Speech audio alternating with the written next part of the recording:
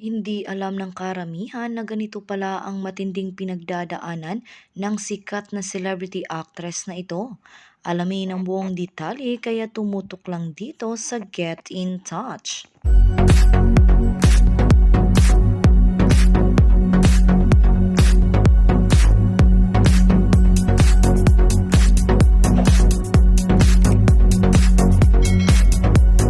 Ang aktres at social media darling na si Ivana Alawi walang magawa kundi maging emosyonal nang mapag-usapan ang kanyang kapatid na si Mona sa pakikipaglaban sa type 1 diabetes.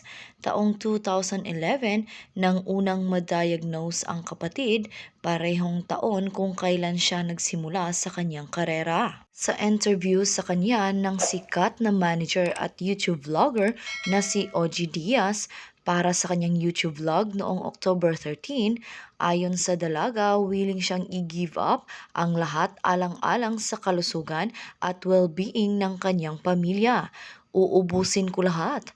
I don't need money for my family's health. Lahat iyon ibibigay ko. Dagdag ng aktres, patuloy silang naghahanap ng magandang option para sa paggaling ng kanyang nakakabatang kapatid kung saan ang kondisyon o sakit ng kanyang kapatid, the immune system destroys insulin-making cells aka beta cells in pancreas. So, it used to be called juvenile diabetes. Ibinulgar rin niya na kahit hanggang ngayon, naghahanap kami ng ano yung mas better. Minsan nga sinasabi ni Mona, ate, tama na. Ang mahal ng ganito, ang mahal ng ganyan. Sabi ko, Mona, kaya nga ako naggaganito because I want to give you the best. Alam mo yon na bakit pa ako nagtatrabaho kung hindi ko naman ibibigay sa pamilya ko. Kasi that's what inspires me. Mona, my mom, my brother, my sister. Inamin rin ni Ivana, umiyak raw talaga siya nang makita niya ang kanyang kapatid na naghihirap sa kanyang sakit ng mga panahon na iyon. Pero ginawa niya ang lahat para maibigay ang kailangan na support ni Mona. Saad pa ng aktres, umiiyak na lang ako. Sabi ko, Mona, lumaban ka. Kasi minsan merong mga time na napanghinaan siya ng loob na parang puro sakit. Everyday all she feels is pain. So parang kami, Mona, kung mawawala ka, sabi ko, hindi na ako magiging ganito. Yung kwela, yung masiyahin. Siguro hindi ako makaka-move on. Pinapanalangin rin ni Ivana na sana ay dumating ang araw na mamuhay ng normal ang kanyang kapatid at mawala sa diabetes na sakit. Kwento pa niya, I believe kasi in miracles. Alam kong isang araw gagaling siya. Pero sa ngayon ay lubos siyang nagpapasalamat dahil si Mona ay napaka-strong person at nasa maayos ang kanyang kalagayan pagkatapos siyang makatanggap ng treatment. Ngayon, gumaganda na yung pakiramdam niya.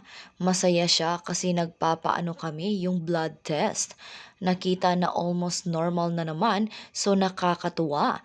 Ang bait ni Lord.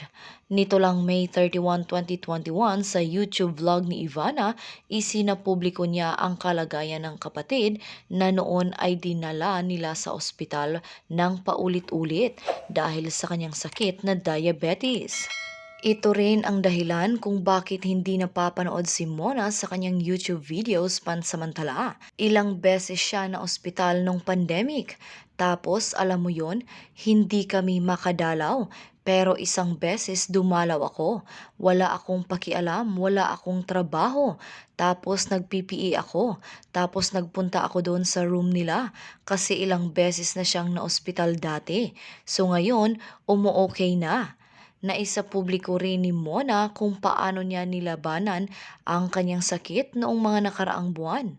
Sa kanyang pahayag, I'm type 1 diabetic and for a while, hindi talaga controlled yung sugar ko even though nagtutusok naman kami.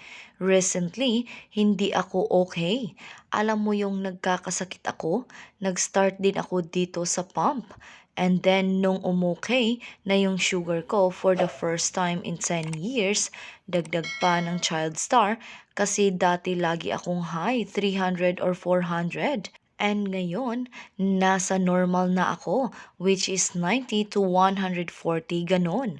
Pwede pa sa akin yon kasi nagbibigay naman ng insulin.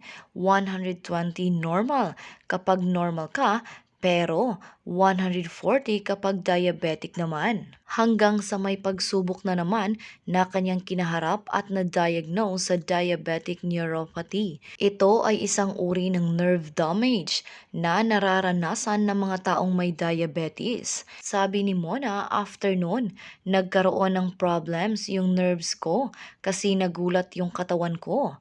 Sanay kasi sila sa mataas na sugar. So yung nerves ko, nagulat sila tapos nagkaroon ako ng diabetic neuropathy. Pero I will get better. Hindi naman siya incurable. Inassure naman ng kanyang mga tagahanga na nagre-recover na siya ngayon at nananalangin na sana ay magiging okay na siya sa tamang panahon. Pagtatapos niya, may gamot siya but I will take some time para umokay ako. Nakakalungkot lang isipin na sa murang edad niya ay nararanasan na niya ang ganitong sakit. Pero walang imposible sa ating Panginoon, Mona. Manalangin ka lang palagi sa Kanya at gagalingin niya ang iyong sakit na nararamdaman ngayon. Ano ngayon ang inyong masasabi sa isyong ating pinag-usapan? Kung meron man kayong mga komento o reaksyon, mag-comment lang kayo sa comment section na may respeto at hindi pa mamahiya sa kung sino man. Kung gusto nyo pa ng ibang mga update tungkol sa inyong mga paboritong artista, pwede nyong i-click ang link na makikita nyo sa description ng video. At sa hulihan ng video, pwede nyo ring i-click kung interesado kayo na panoorin ito. Makikita nyo rin sa bandang itaas ng video na may lumalabas na I button. Maaari nyo ring i-click para mapanood ang mga huling video na in-upload ko. At ang pinaka-importante ay huwag po ninyong kalimutan na mag-subscribe, like, share at i-click ang bell notification para maging updated po kayo sa lahat ng mga videos na ina-upload ko sa channel na ito.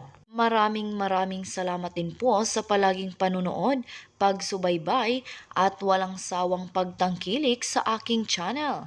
God bless you po. At sa mga hindi pa nakasubscribe, i-click nyo ang subscribe button para hindi kayo mahuli sa mga balita tungkol sa inyong mga paboritong inaabangan.